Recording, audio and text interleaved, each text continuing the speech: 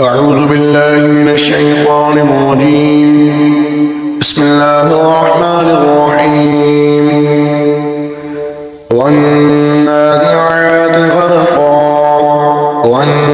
والناشطات نشطا والسابحات سبحا فالسابقات سبقا فالمدبرات أمرا يوم ترجف الراجفة تتبعها الرادفة قلوب يومئذ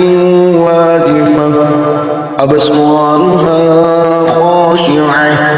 يقولون أئنا لمردودون في الحافرة أئذا كنا عظاما نخرة قالوا تلك إذا كرة خاسرة فإنما هي زجرة واحدة فإذا هم بالساهرة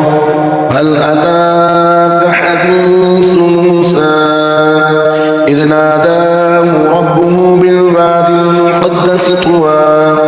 اذهب إلى فرعون إنه طغى فقل هل لك إلى أن تزكى وأهديك إلى ربك فتخشى فأراه الآية الكبرى فكذب وعصى ثم أدبر يسعى فحشر فنادى فقال أنا ربكم الأعلى فأخذه الله نكال الآخرة والأولى إن في ذلك لعبرة لمن يخشى أأنتم أشد خلقا أم السماء بناها رفع سمكها فسواها وأغطش ليلها وأخرج ضحاها والأرض بعد ذلك دحاها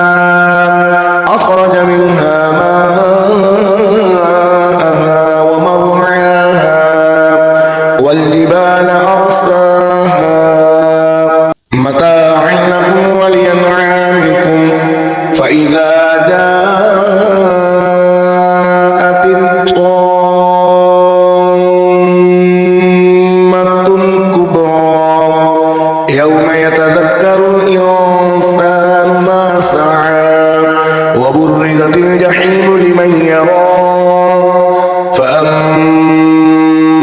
من طغى وآثر الحياة الدنيا فإن الجحيم هي المأوى وأما من خاف مقام ربه ونهى النفس عن الهوى